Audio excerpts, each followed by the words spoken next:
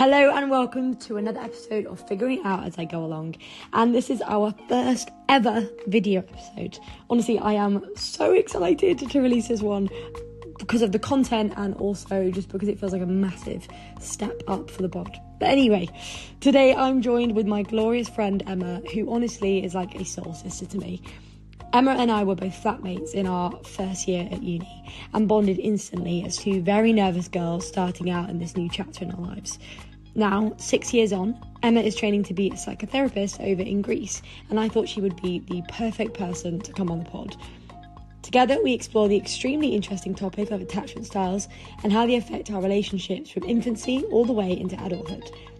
Within this, we discuss how childhood trauma can influence our attachment styles and whether or not we can learn to heal from unhealthy relationship habits and break this cycle of toxicity.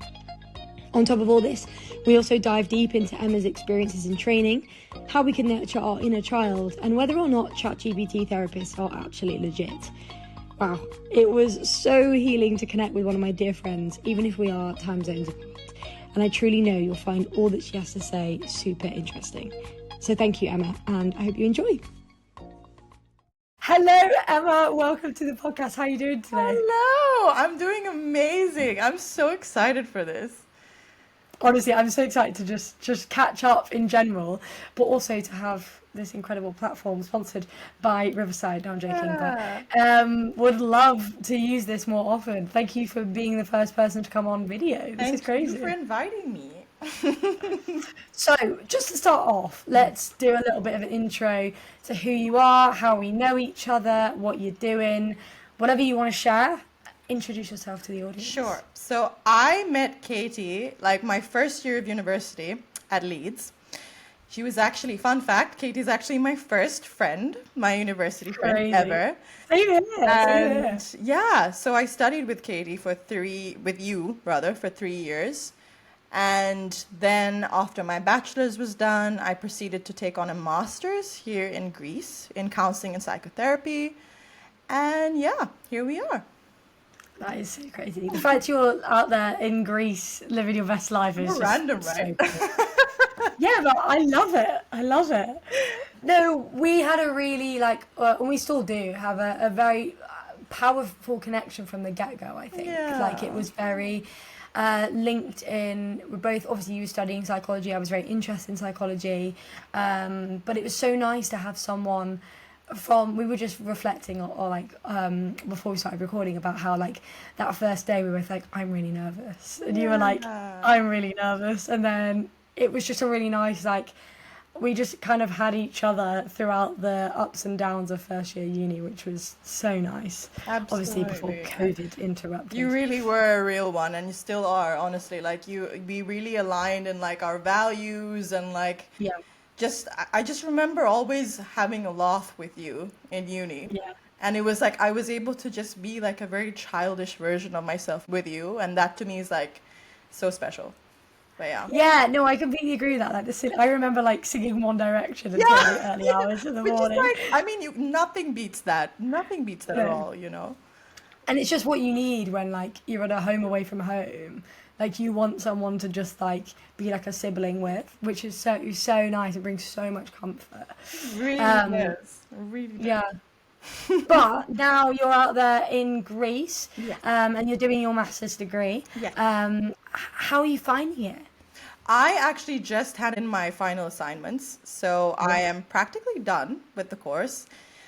It's been a movie. It's been really, really great. It's been one of the most reflective 2 years of my life. The course in counseling and psychotherapy was such a deep insight into the self.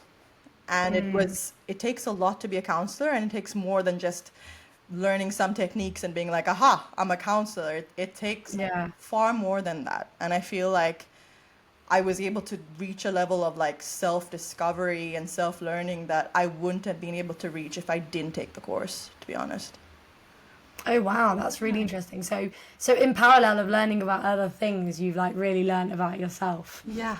Yeah, that's amazing. Well, if you can't do that with a psychotherapy one, where can you do it? 100%. And what do you think drew you to psychology and then into like more like clinical psychotherapy to begin with? What was your attraction to the topic? It goes a bit deeper. I think it goes to back to when I was like younger. I've always been fascinated with understanding people. So if it wasn't psychology, it was like star signs and the whole, jazz of that. Like I would literally try to look at the personalities of people and go, huh, what does this mean? Like why is someone like this? There must be a reason for this. And I was always almost obsessed with finding the deeper meaning behind things. And I found myself really loving to take care of my friends and be there for my friends when they were going through tough times. And I found joy doing that, like holding space for my friends. And I thought, Yeah. like I'd like to go deeper. Like I'd want to discover more. I'd want to help people. I would want to help people understand themselves deeper. That's something that I always love doing. So Wow. then, Yeah. yeah. So you've always had like a very deep empathetic side of yourself that wants to explore people, and it's so evident in your personality as well, like so bubbly, so warm, and people gravitate towards that. They want that energy when they need support, when they need comfort. So I can imagine though that, of course, in that is, like you said, it's very self-reflective, but also quite heavy in some ways, and you've got to take a lot of time to hold space for it. Have there been any like big takeaways from like the practical side of your training that you can think of? I think on the other side of empathy is also a big need, or like the savior complex of trying to save people and fix people.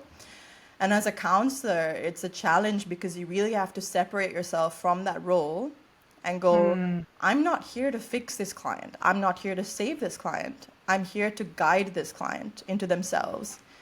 So sitting with that and kind of learning to put my own sort of needs aside, in a sense, or wants aside, and really learn where the savior complex comes from. How do I separate that from my practice? And being a better listener, which is something I learned a lot. Sometimes people don't want you to talk and interrupt, they just want you to listen. And the beauty of providing that to somebody is really underrated. Yeah. Wow, yeah. Yeah, that's so true actually, because it can be so easy as a person to just be like, what do you need right now? Like, what can I do? When sometimes people just need you to be like a soundboard for them to like bounce off. 100%. So yeah, I can imagine like a lot of that learning how you practice it is like really important practice to learn, isn't it? Exactly, yeah. So I'm really interested to explore something that you're really passionate and really interested about.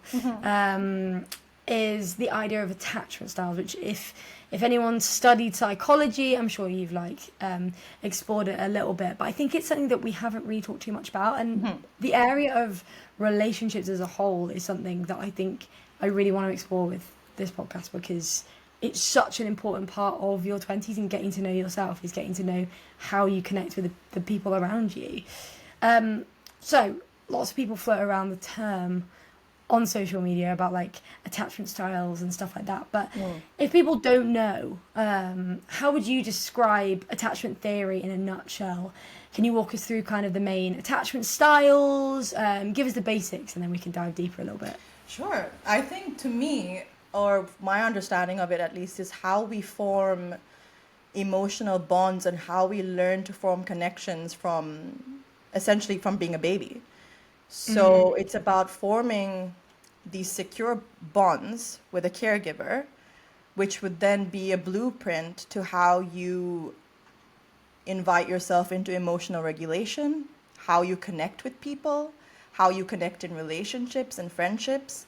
So it's a lot to do with how you can relate to a caregiver, the sense of safety that comes with that, and also how that later predicts how you emotionally operate in relationships later on in life. That's what I would say. That sounds like you've described that absolutely perfectly. Yeah. I think that's the one thing that I find particularly interesting is like how what you learn from literally infancy can influence how your romantic and sexual relationships are when you're an adult. Like, I find that baffling, and people don't connect those two age groups. Like, they'll think that they're so separate, but actually Exactly. there's so much in it.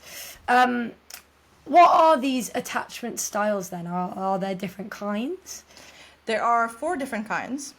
And I always tend to get them a bit mixed up, so I hope I don't this time. There's one that's secure attachment.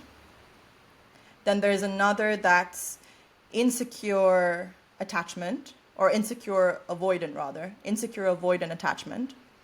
Then we have insecure anxious attachment. And then lastly, we have disorganized attachment. And yeah, those are the 4.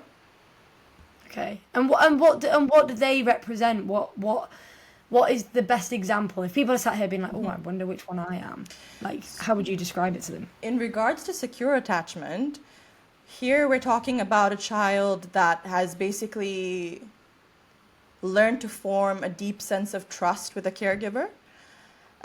Really feels like their needs have been met, really feels like when they're in distress, their caregiver is there. So you can imagine a baby crying and their mother attending to them when they need it.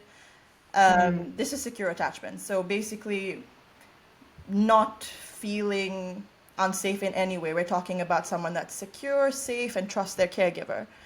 Then we have the insecure avoidant. Insecure avoidant is a child that doesn't really express its needs.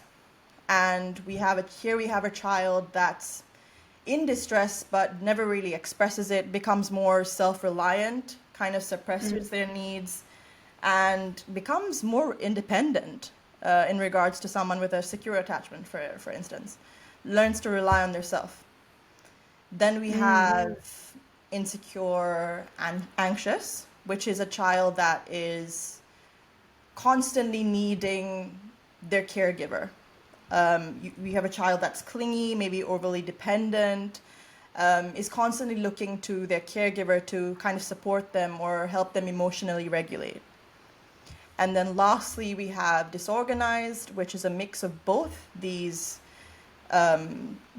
traits, anxious and avoidant, which then leads to a child that is confused, kind of feels that there is an uncertainty in the air. So we have a child that basically displays both anxious traits, but also avoidant at the same time, because either they've grown up with a sense of uncertainty, not being able to predict when their caregiver is there to provide safety and not. That's really interesting, because I don't think I knew what disorganized meant. Well, I know what the word means, but in this context, I don't really think I understood that's what that was. And I think I could probably think of some people in my life that maybe present both sides, like the kind of need for comfort and then the pulling away. Oh, I can do this by myself. Like, I don't need any support. Exactly. So that's the most common, I feel. At least from my experience working with clients, that was the most common that I was able to identify. Yeah. I find it really interesting. So you demonstrated that in terms of children. Yeah. How do you think that therefore manifests in adulthood? This is an interesting one. So I would say an individual with a secure attachment style ends up in relationships where they are not afraid of intimacy. There's a sense of trust. There's a sense of, I am free to trust. I'm not skeptical. I feel safe. It's very easy for them to establish safe connection with another, essentially. And then you have the insecure avoidant, which is basically a child that is uncomfortable, a child that becomes an adult that has a sense of discomfort with intimacy. So here we have a child that, or now an adult that is, I'm Mrs. or Mr. Independent. I don't need anybody to help me with my needs. I got it. I'm good. Like, basically, we're looking at an individual that never really expresses their needs and has that ingrained sense of, it's only safe if I take care of everything and I do everything, because relying on another individual is not safe. So that's what insecure avoidant is. Then we have insecure anxious, and these individuals in adulthood are constantly needing reassurance. So they are trying to have intimacy essentially, but they need this reassurance, and they have quite intense abandonment issues. So they constantly feel, when is this person going to get up and leave? When is this person going to get up and betray me? I've got to kind of cling on harder so that they don't run away. Yeah. Yeah. And then That's so interesting. then we have the last one, which is what you mentioned. You've noticed in quite a few people. Yeah. This is a bit of push and pull, a bit of a push and pull dynamic. So we have a fear of abandonment in these individuals as well. But the relationship, the style of the relationship is very unstable. So we have individuals that probably deep down want connection, but you find them kind of self-sabotaging these relationships because they feel like maybe this isn't for me. Maybe I'm not going to be safe here. So maybe I've got to pull away. So they're kind of, it's a sense of confusion as an adult because you know deep down, as humans, we all want to be loved. We all want to connect. We all want to have a partner at some extent, to some extent. So I feel like you kind of limit yourself because maybe you feel undeserving. Maybe you feel that no one is sort of trustworthy in a sense. But at the same time, you find yourself throwing yourself into relationships because you desire that connection. You want that connection. That's really interesting. And I think, like you said, I think that's so prevalent, especially in today's society. I think with like kind of like online dating culture and like hookup culture and everything, I think there's quite a lot of people that are like wanting that like quick fix of like intimacy, short-term casual relationships, like, and then pulling away when anything becomes more intimate on like more of an emotional level. And I think that's when 100%. people panic. 100%. That's such a good example. Honestly, the culture nowadays, just like, oh, that quick fix, that kind of, even the whole term like situation. It's literally a fear of commitment. It's a fear of, I don't want to put myself in a position where I'm possibly going to be abandoned. So let me be in control and like, let me just play around with this kind of limbo of intimacy. And it is just a deep fear. It's a deep fear of connecting. It's a deep fear of, it's that weird in between stage of, yeah, I want somebody, but I don't want the stuff that comes with the intimacy. Screw that. Yeah. I want someone, but I want all the good things that this relationship can bring, but I don't want all the bad things. Exactly. But I can't have one without the other. So I'm going to just run away. And then therefore I'm in control. Yeah, I think that's... Do you know what? And I'm sure I'll dive into this deeper, but I actually like see in recent years, I see some of that in myself, which is really interesting.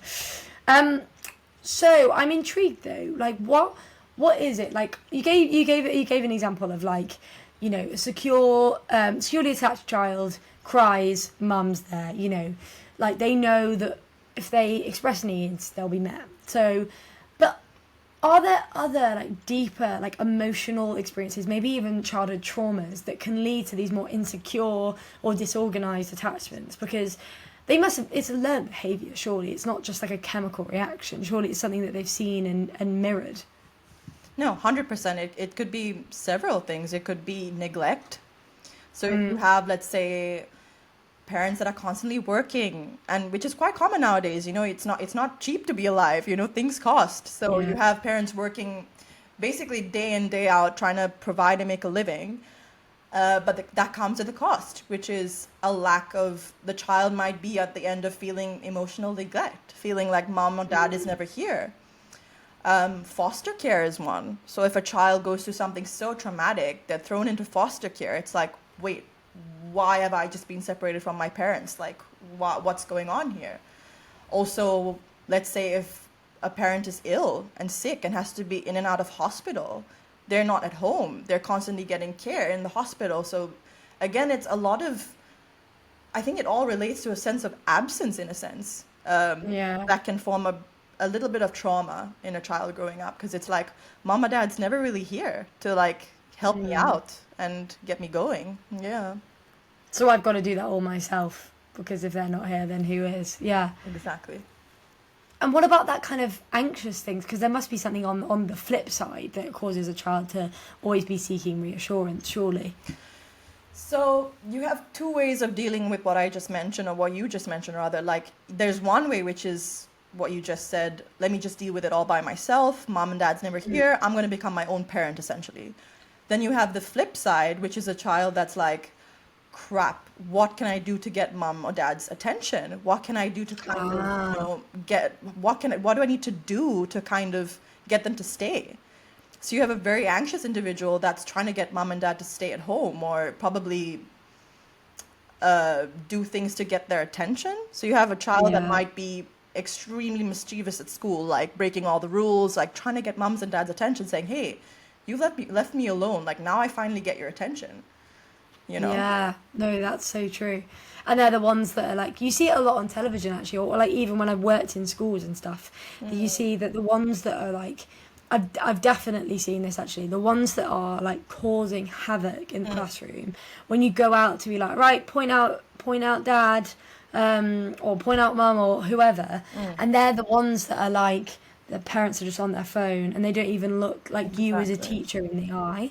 And it's like not even, and you're like, crikey, well, this kid must be going home and being like, dad, dad, dad, dad, dad, dad. And they're like, in a minute, in a minute. And so they're going to probably grow up learning that, like, oh, I must do something to get a reaction. That's really Exactly. interesting. I never really thought about it in that way. Exactly. Exactly. Now, one thing I'm really intrigued about, because I've always kind of had this like opinion or like thought process of they're like, maybe can you have a mix of attachment styles? Because obviously, Yeah. we talk about attachment styles in terms of like romantic relationships predominantly, especially in modern media. But like, obviously, surely there must be like, I don't know, the ways that you present yourself with your parents is different to how you present yourself with your romantic partners and with your friends and with your colleagues. And also, yeah, let's answer that question before I start asking a million others. But do you think that's possible? 100%. 100%. A good example would be disorganized, because that looks at Yeah. elements of both anxious and avoidant, and different situations can trigger different attachment styles. So you could be in a friendship that makes you feel quite like, oh, I don't really want to invest so much in that, like I'm good. Or you could be in a friendship that's like, oh my gosh, I need to call them all the time. I have to make sure that's kind of like an anxious urge. Or you can be in relationships Yeah. where you're in a relationship where you're relatively like, ah, I'll do all the work. I don't really need to rely on my partner. But you can also have several relationships where you just desperately need that reassurance from your partner, because you feel there's something in the dynamic of with the individual that then triggers either attachment style. Yeah, no, that makes perfect sense because I've definitely found that like I think I have traits of like being anxiously attached, but like before like dating, I always thought like, oh no, I'm really securely attached, and then I've had a tendency to be attracted to people that are more avoidant, and then it's felt as though it's like brought out this anxious side, almost to like meet in the middle. But then in other areas of my life, like with friends, I'm like pretty secure. I'm like, yeah, it's chill, like get back to me when you can. But then if it's someone that I'm like romantically into and they're not giving, or they're giving me plain hot and cold, or then I feel that need to like check if they're okay, like check in and have that reassurance seeking. So I think it's really interesting that like I don't demonstrate that in some areas of my life, but in others I do. And then I start to be like, am I always like this? Do I tick all these boxes? And then it's like, yeah, does that make That sense? makes a lot of sense. It could be that something in the dynamic is something that you may be familiar with an experience, not just with a caregiver. This could be experiences with friendships when you were younger as well. Yeah. Are you used to being the one that's always going the extra mile, while the other person kind of sits there and goes, oh, okay, la di da di do, like Katie's doing all the work for me, like I'm good, like Katie's doing all the work for the friendship. So it's not only just with caregivers, it can be with friendships, it can be with early relationships. Something in the Yeah. dynamic becomes familiar. Something in the dynamic brings a sense of, it feels safe because it's familiar, not because it's good for me, but because it's familiar, and it's what I'm used Yeah. to. And a lot of the time, it stems from these negative beliefs that we hold towards ourselves. Maybe like, I have to prove my value. Maybe I need to show that I'm good enough to be chosen by somebody. Maybe I have to prove that I'm worthy enough of being chosen. That kind of Yeah. trigger these kind of dynamics. Or it's the other way around. It's like, now I feel like someone is coming after me. It feels a bit suffocating. I've got to take a step back and kind of be like, you stay at arm's length. So it's really Yeah. interesting. Yeah. I think that's such a good point actually, because I think definitely our primary caregivers are like the ones that we learn everything from. The youngest of ages, obviously they're the first connections that we have, and I think have like the biggest effects. But also, if you were picked on at school, or if you had a teacher that you either had a really strong connection or actually quite like a difficult relationship with, Yeah. then you're gonna, those things that you've been taught from a young age are Exactly. gonna be instilled in you until Exactly. you're an adult. Like, one thing I was thinking about recently, this is a slight tangent, but I remember being, so like when I was in year 8, I was like picked on like quite a bit. It was just like a year, like, didn't happen after, but like it was just like a horrible year. And I was like basically kicked out of the cool group, if you will. And in the long run, I ended up meeting my best friends. I'm still actually quite good friends with a lot of the girls in that group, one on one, but didn't fit the, you know, cool element of the whole group. And like even now, sometimes if I see someone who I think is like cooler than me, it's like my inner child is like nervous. Like I've got to impress them. I've got to make sure like they think my outfit's cool, or like, and it's like, where does that? It's like that anxious need to like to prove yourself, but then like that normally goes away when I meet someone and I take them off a pedestal. You know what I mean? When I realise that they are just like another human being. You know, what is being cool anyway? I think that's a whole other topic. But do you know what I mean? Like, we obviously learn these things. Yeah. I 100% relate to that, by the way. 100%. It's like, oh, like almost, it really comes from that fear of like, okay, me as I am is not good enough. I've got to prove my way up. I've got to prove that I'm cool Yeah. enough, that I wear all these cool clothes and like I listen to cool music and I know the trends so that I could be kind of accepted. But in reality, Yeah. the only person that's not accepting you is yourself. And Whoa. that causes a snowball effect, you know? Yeah, no, that's so true. That has kind of blown my mind. Like at the end of the day, that's coming from inwards, isn't it? That's coming Yeah. from yourself. And it must be an evolutionary thing as well, because like back in the day, you know, we had to feel accepted in order quite literally to survive, because those Yeah. outside the pack wouldn't have got through the day without being at risk of a predator, or you know. Exactly. So as humans, I guess we hold Exactly. that. Do you find that like any of, and obviously to whatever extent you feel comfortable in sharing this, but do you find that some of your experiences training and having clients, that you notice some of these coming up, like ideas coming up in yourself? Do you ever have a conversation with someone and go, oh my gosh, I actually really relate to that? Oh, 100%. I think Yeah. that's the beauty with therapy, is that obviously you have to do this with a sense of boundaries. It's the empathy that you can feel with the person when they're going through something. So when an individual is sort of showing up in the therapy room and they share something and you really literally feel it in your chest and you feel like you're about to like bawl and cry because you're like, wow, like that really hit a nerve Yeah. somewhere. 100%. Oh, wow. And that's the beauty, because they can, you know, we're very intelligent creatures, humans. It goes beyond just like verbal communication. It goes into body language. It goes into, I Yeah. can see in your eyes that you understand what it's like to feel like this, you know? So you Yeah. create that sense of sort of trust with the client, and it's a sense of just trust in the client relationship. Do you think you're consciously aware then of your body language when you're sat in a room with someone? I think I had to learn that, to be honest. I really Yeah, had to that's learn. hard. Yeah. So you have to be, like, for example, I always have the tendency to kind of sit like this. And we learn in psychology that that's like the biggest, like, UA move ever. Like, it's like I'm protecting myself, kind of. So you have to learn to, Yeah. like, okay, how do I sit? Where do I put my hands? Okay, how do I sit like this? How do I sort of create that space of inviting somebody in without not knowingly pushing them aside like an angry teacher, like sitting on a chair like this, you know? Yeah. Yeah. Yeah, it's almost like being the like, oh wait, sort of thing. You know, like a teacher would stand in front of the room and just like cross their arms. Exactly. Gosh, that would. I think I'd be sat there like moving around so much, and Yeah. then I'd like probably like.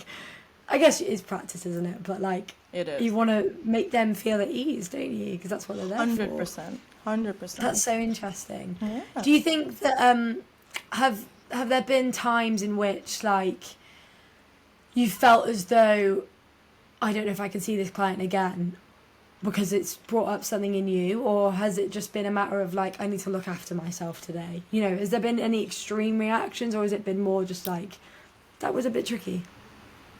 I think it's the latter, you know. I think it's like it definitely. I would be lying if I said that it had experience hadn't brought up something in me.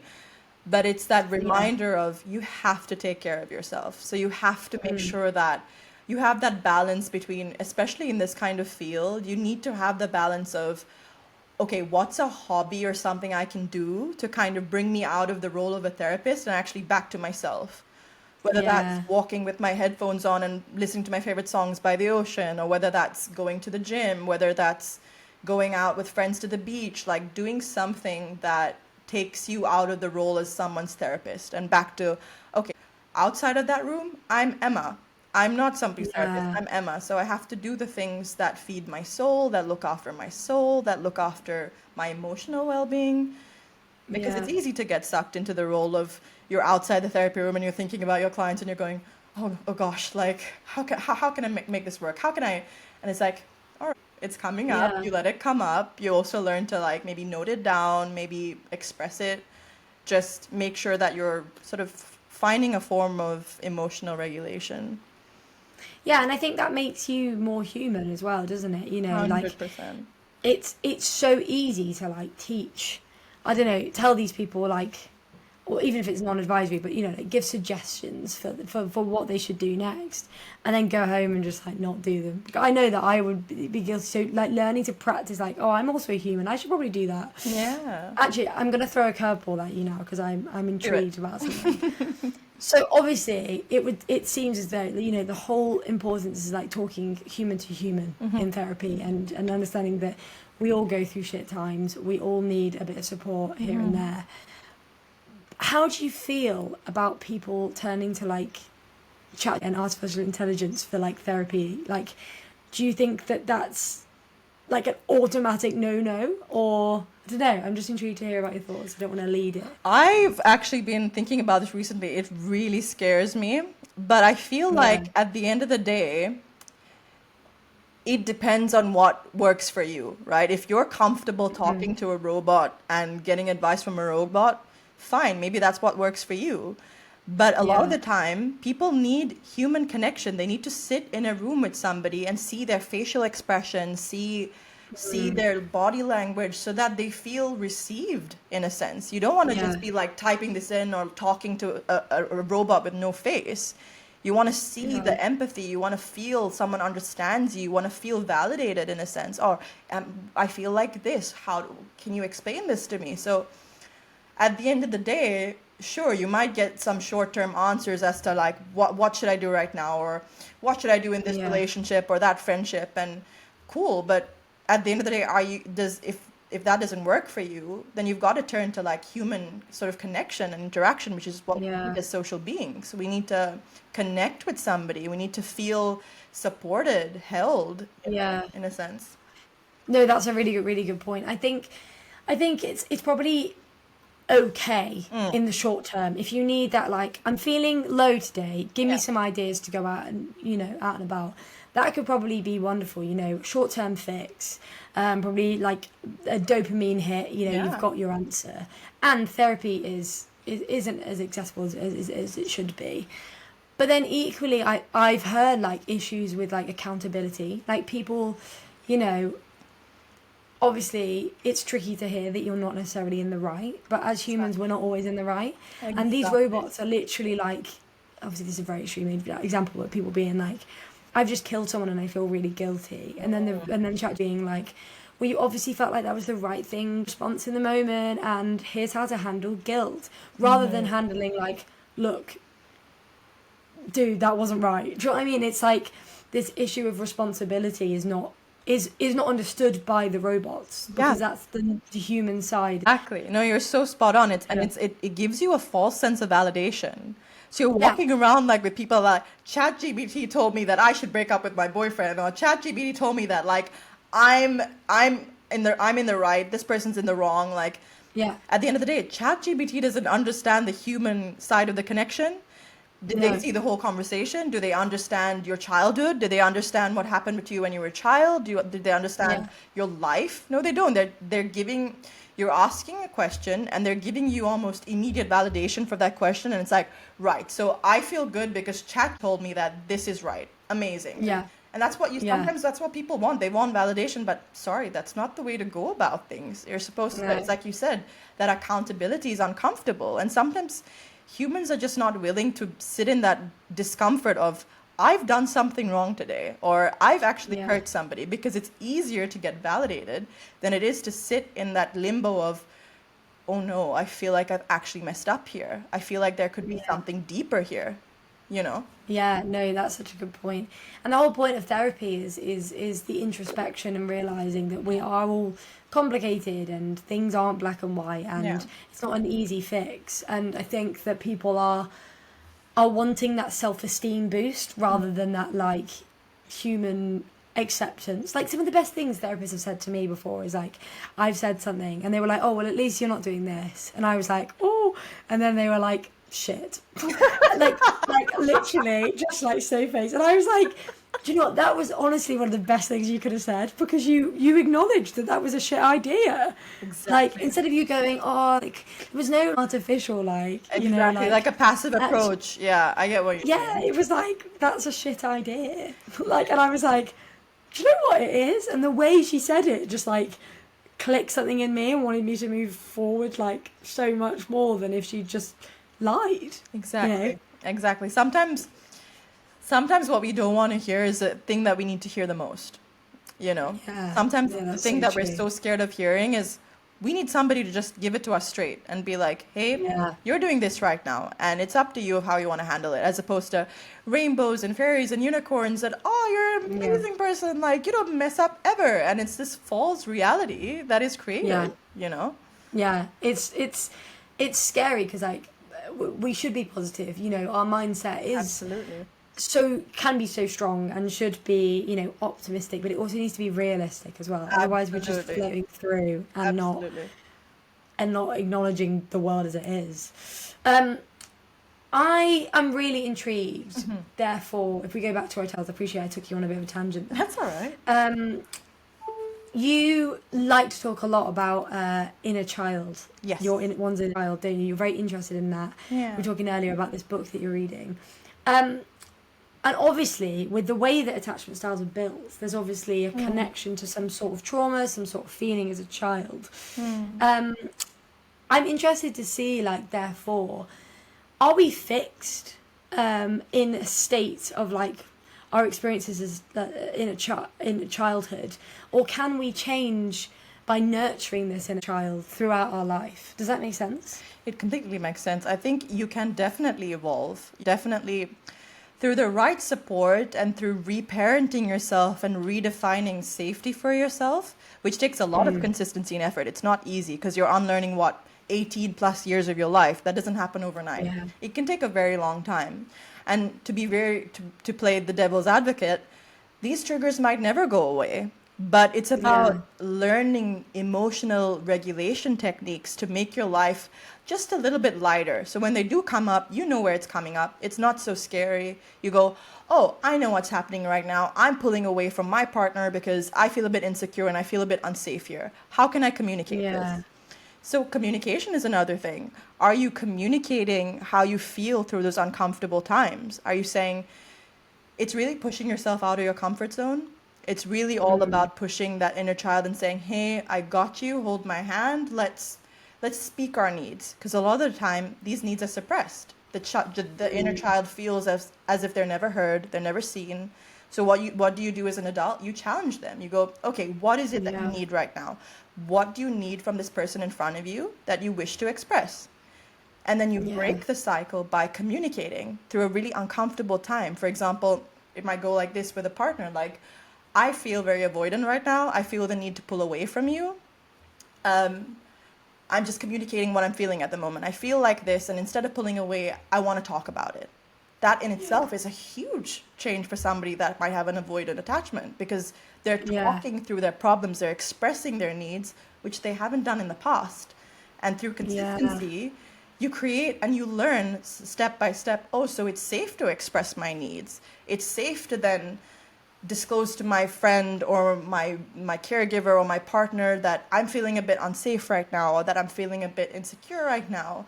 Because through new experiences, there's this positive feedback of, oh, so it's not unsafe to express what I feel. It's actually, with the right people, it actually does have a positive outcome, because I learned to then rely on another person, which is breaking the cycle again. Yeah, that's really interesting that you said about breaking the cycle, because I think there's a lot of evidence to suggest that people's attachment styles are learnt from the attachment styles that their parents had, and vice onwards and onwards. Because, you know, if your needs have never been met or never been communicated, it's probably because you came from parents who also felt the same with their parents, etc., etc., etc. Do you think it's possible, therefore, I think I know which direction you're going to take this in, but like that you can break that cycle and like that generational trauma? 100%. It's hard. It's not easy. Yeah. But through consistency, you're showing that inner child within you that, hey, it's not actually all doom and gloom in the world. It's actually possible to find some really safe people and form some really safe connections. And through that consistent sort of reparenting and, in a sense, rediscovering yourself, you'll also see that the experiences and the people you attract would be different, because you're now in a different mindset and a different way of thinking.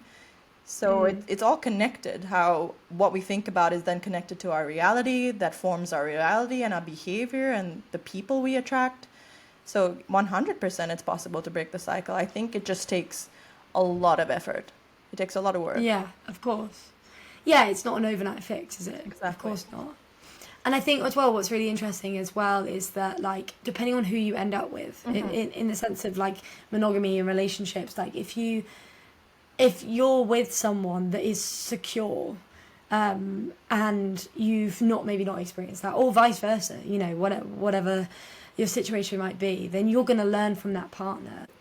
You know, I feel like people often say that like people are matched best on their attachment styles, but I feel like people can learn from the other side and meet in the middle as long as they communicate. But of course, I don't know. It's again rediscovering what safety is. So for example, a child who's avoidant might think, oh, it's safe to go after somebody that the other way around. A child that might be anxious might grow up in the future and attract someone that's avoidant, like we talked about. Yeah. So again, going, all right, maybe something's not working here, because I've attracted a bunch of relationships where I don't feel necessarily heard or seen. What's going on here?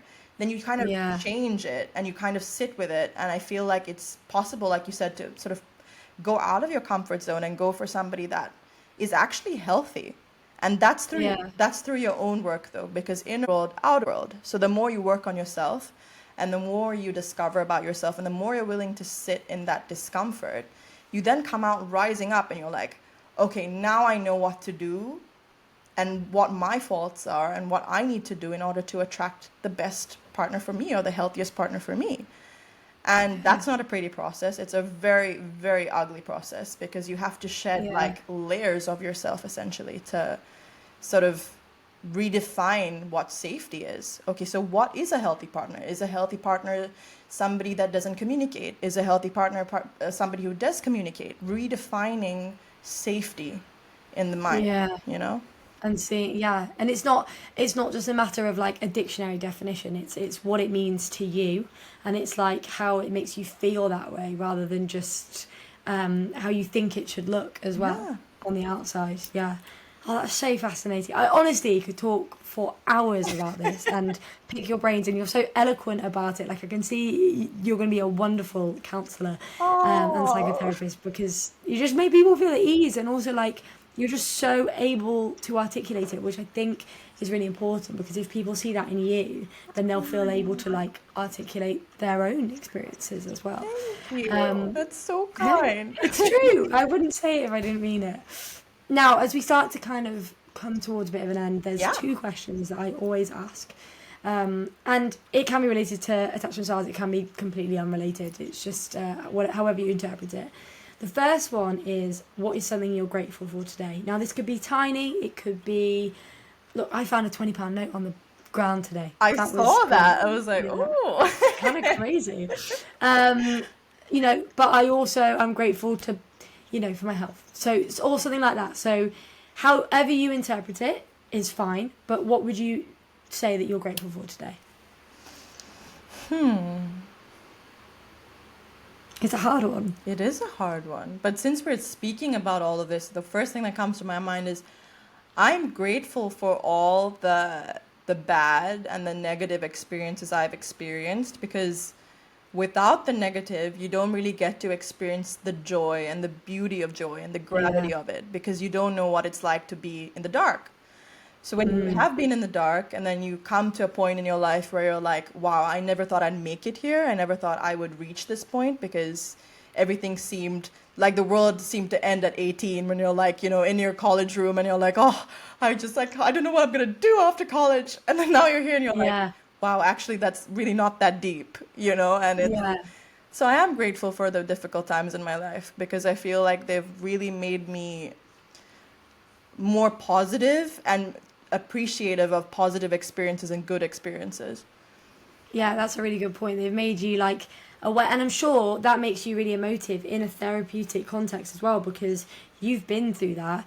Your mindset has allowed you to get through that, and therefore, yeah, you know, they can't. Oh, let's be cringe now. You can't have a rainbow without any rain. So true. Right there. That right there.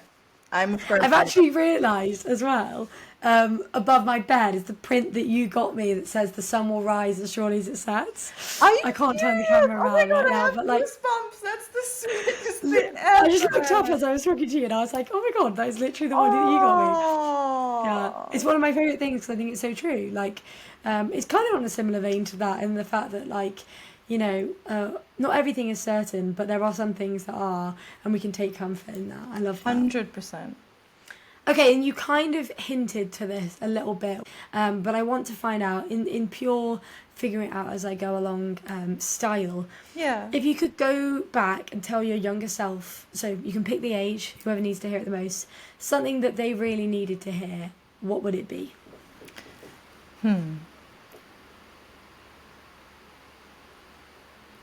This is tricky. I never know who to talk It to. is tricky.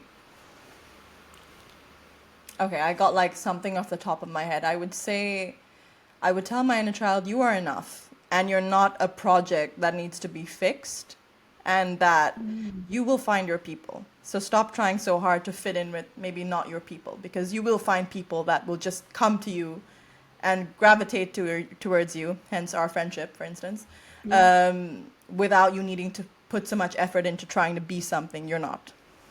Yeah, stop trying to fit into a space that isn't made for you, but like Exactly. Exactly. wow, I love that. That's so good.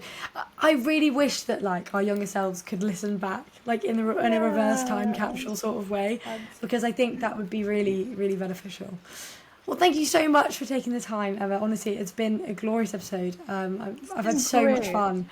Thank you Is there so anything much. that I haven't had time to dive deep into that you wanted to share? Any final thoughts, perhaps? I think you've basically addressed everything, to be honest. I think that was a great episode, and I'm so thankful to you, and I'm so grateful for you as a friend, genuinely.